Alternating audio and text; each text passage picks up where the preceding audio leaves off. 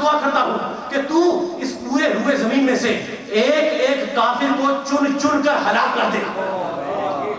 بھائی طیارہ ان میں بیٹھیے، کائنات یونیورس کی بات کر رہا ہے کہ پوری کائنات میں سے ایک ایک کافر کو چن چن کر ہلاک کر دے. دیکھو میں نے عالم تصور میں حضرت نوح کے آگے ہاتھ جوڑ دیے. میں نے کہا نوح اتنا غصہ اچھا نہیں ہوتا. میں نے کہا نوح اتنا جلال اتنا غصہ اچھا نہیں ہوتا. چل کسی ایک کو تو معاف کر دے، کسی ایک کو تو چھوڑ دے. کہا مرتضیٰ نہیں، انہوں نے مجھے بہت تکلیف دی ہے، میں سب کو مرواؤں گا، کسی ایک کو بھی نہیں چھوڑوں گا، سارے کافر قتل کرواؤں گا. تو میں نے کہا نوح اس کی وجہ کیا ہے؟ تو نوح نے قرآن ہی میں جواب دیا کہ مرتضیٰ تو نہیں جانتا کہ وَلَا يَلِدُ إِلَّا فَاجِرًا كَفَارًا، قیامت تک ان کی نسل میں صرف کافر ہی پیدا ہوں گے.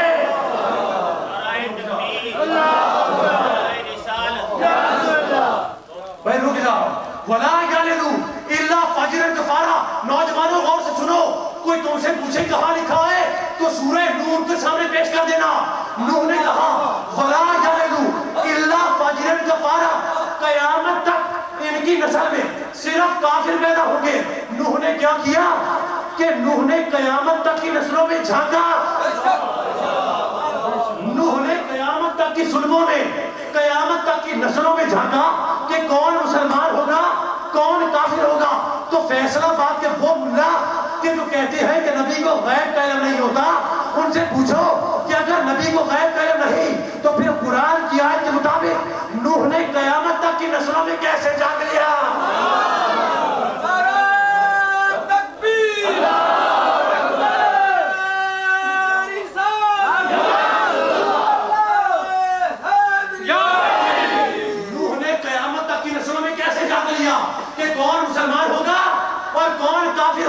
تو ماننا پڑے گا کہ جیسا غیب اللہ کا ویسا غیب رسول اللہ کا.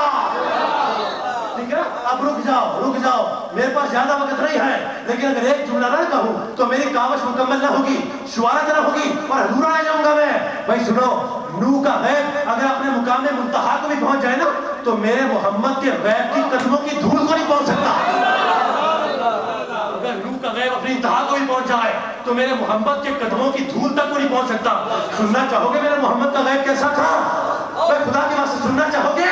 بہت پسند ہے نا تمہیں بخاری، بہت بخاری کرتے ہو تو جاؤ جا کے دیکھنا، اسی کا واقعہ پیش کر رہا ہوں. میرا محمد 1400 سال پہلے مدینہ کی مسجد میں کھڑا ہو کر مصلی امامت پر امامت فرما رہا ہے.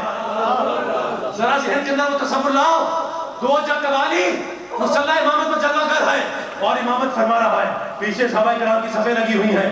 یک عالم نے دیکھا اور کل کائنات نے دیکھا کہ 2 جگ کے والی نے حالت نماز کے اندر اپنے ہاتھ کو نکالا، آگے کو بڑھایا اور پھر پیچھے کھینچ لیا، پھر دوبارہ آگے کو بڑھایا پھر پیچھے کھینچ لیا، پھر دوبارہ آگے بڑھایا پھر تیسری مرتبہ پیچھے کو کھینچ لیا. اب تمام صحابہ کرام بڑے حیران ہیں، بڑے متعجب ہیں کہ محمد کی نماز تو ایسی کہ ما زاغ البصر وما طغى، نہ آنکھ جھپکتی ہے نہ آنکھ کبھی بھٹکتی ہے. یہ آج ہاتھ ہوا میں کہاں لہرا رہا ہے؟ یہ ہاتھ کہاں کی سیر کر رہا ہے؟ تو بڑے اضطراب اور بڑی بے چینی کی کیفیت کے اندر نماز کو ختم کیا. ختم کرتے ہی تمام اصحاب جان ثانیہ رسول سواریاں نظر لیے میرے محمد کی طرف لپکتے ہیں جیسے 4 سال کا بچہ ماں کی طرف جاتا ہے اور وہ سب سوال کرتے ہیں کہ یا رسول اللہ آج کیا ہوا؟ نماز کے اندر ہاتھ کو بڑھاتے ہیں پھر پیچھے کھینچتے ہیں پھر بڑھاتے ہیں پھر کہتے ہیں تیسری مرتبہ دوبارہ ایسے کیا تو اس کی وجہ کیا ہے؟ تو جواب ملا اے میرے صحابیوں پریشان مت ہو کیونکہ انی رائت الجنہ، میں نماز میں جنت کو دیکھ رہا تھا. انی رائت الجنہ، میں نماز میں جنت کو دیکھ رہا تھا. جنت کے پھل میرے آگے آتے ان کو پکڑنے کے لیے ہاتھ بڑھاتا، پھر خیال آتا معاملہ خدا کہیں جنت مت لے کے آؤ، ہاتھ کھینچ لیتا، پھر بڑھاتا پھر پیچھے کرتا پھر بڑھاتا پھر پیچھے کہتا. تو میرے محمد کا ید اللہ کا ہاتھ جنت کے خزانوں تک جا پہنچا. اور نوح نے کیا کیا کہ نوح نے فقط قیامت تک کے زمانوں میں جھانک کے دیکھا. تو سامعین محترم، وہ غیب کہ جو زمان و مکان کی حد میں رہ جائے وہ نوح کی رسالت ہے، اور وہ غیب جو یہ حد پار کر جائے وہ محمد کی رسالت ہے.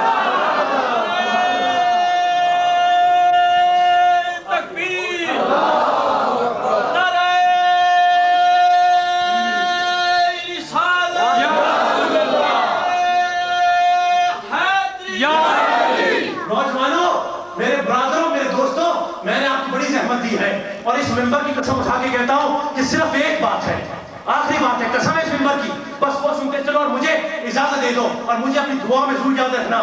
بھائی دیکھو، میں نے یہ بیان کر دیا کہ اللہ کا غیب رسول کا غیب ہے۔ آیت کا دوسرا حصہ، رسول کا غیب اس کے ولی کا غیب ہے۔ رسول کا غیب اس کے ولی کا غیب ہے، بس یہ سنتے چلو اور مجھے اجازت دے دو۔ یہ بیان کرنے کے لیے میں آپ کو آج سے تقریباً 1400 سال، پونے 1400 سال پیچھے لیے چلوں گا کہ جب جنگ صفین کا میدان گرم ہے۔ جنگ صفین جانتے ہو نا؟ علی اور شامی فوجوں کے درمیان یہ جنگ ہوئی تھی۔ علی کی فوج اور شامی فوجوں کے مابین یہ جنگ ہوئی تھی۔ تاریخ دانوں نے لکھا ہے کہ اس خوریز جنگ، یہ جو قتل و غارت والی جنگ تھی، یہ اتنی دراز ہوئی کہ 60 دنوں سے زیادہ نکل گئی۔ More than 60 days of this war prolonged، مطلب یہ 60 دنوں سے زیادہ یہ جنگ یہ چلتی رہی تھی۔ اچھا، اب اتنی خوریز جنگ تھی دوستو کہ اس جنگ کے دوران ایک رات ایسی آئی کہ جس کو تاریخ دانوں نے اور مفسرین کرام نے اس کی قتل و غارت، اس کی دہشت، اس کی ہولناکی کی بنا پر لیلۃ الحریر کا نام دیا۔ کیا نام دیا؟ لیلۃ الحریر۔ لیلۃ الحریر کا مطلب ہوتا ہے خراتے ہوئے بلوں کی رات۔ حیرت ہوئی نا آپ کو؟ خراتے ہوئے بلوں کی رات، یعنی اس رات جب سر تن سے کٹتے تھے نا تو حلق کے اندر سے خون کے فوارے نکلتے اور ہڑہڑاہٹ کی آواز پیدا ہوتی ہے، ٹھیک ہے نا؟ تو تاریخ دانوں نے اس کو محاورتاً لیلۃ الحریر کا نام دیا کہ جس طرح سے بلوں کے اندر سے ہڑہڑانے کی آواز پیدا ہوتی ہے نا، ویسے گلوں کے اندر سے ہڑہڑاہٹ کی آواز پیدا ہوتی تھی، تو اس لیے انہوں نے تمثیل کے طور پر اس کو لیلۃ الحریر کا نام دیا۔ اچھا، خدا کی قسم وہ رات اتنی ہولناک تھی اور اتنی خوریز جنگ ہوئی کہ بڑے بڑے سورباؤں کا پتا پانی ہو جاتا، ایسی خوریز جنگ تھی۔ اچھا، اس رات علی تو علی تھے نا، علی تو علی تھے، علی کی بہادری کا کیا کہنا، آپ ان کی شجاعت کے قصوں کو مجھ سے زیادہ جانتے ہو، لیکن اس رات علی کے فوج کے سپہ سالار تھے مالک بن اشتر۔ مالک بن اشتر، اس رات انہوں نے بھی بہادری کی بہت جوڑ دکھائے۔ اگلے روز علیہ صبح جب سب کے قتل کیے ہوئے سروں کو اکٹھا کیا گیا، کس نے کتنوں کو مارا ہے، کس نے کتنوں کو مارا ہے، جب سب کے سروں کو اکٹھا کیا گیا تو جتنوں کو علی نے مارا تھا ان کی تعداد نکلی 48، 48 کتنی؟ 48، اور جتنوں کو مالک بن اشتر نے مارا ان کی تعداد نکلی 47، کتنی؟ 47، 47، یعنی علی سے ایک کم، علی کے 48، مالک بن اشتر کے 47، ٹھیک؟ اچھا، مالک بن اشتر کھڑے ہیں اپنے سروں کے پاس اور دل کے اندر خیال آیا ہے، میں رک جا رہا ہوں، دل کے اندر بات تحت الشعور کے اندر ہے، سطح پر نہیں آئی، سطح شعور پر نہیں آئی ہے، نیت کے اندر ہے کہ آج تو میں بھی علی سے صرف ایک ہی کم رہا۔ نیت کے اندر، دل کے اندر خیال آیا کہ آج میں بھی علی سے صرف ایک ہی کم رہا۔ پاس ہی علی کھڑے تھے، ادھر خیال آ رہا تھا، علی نے پلٹ کے دیکھا۔ حضرت فخر الدین رازی کے تبسم سے واقعہ بیان کر رہا ہوں، ٹھیک؟ یعنی علی نے فوراً پلٹ کے دیکھا اور پلٹ کر دیکھ کر سوال کرتے ہیں، مالک، اے مالک، پوری قوت سے جملے کو محسوس کرنا، اے مالک، جب ان کو مار رہا تھا تو کیا ان کی نسلوں میں جھانک کر دیکھتا تھا؟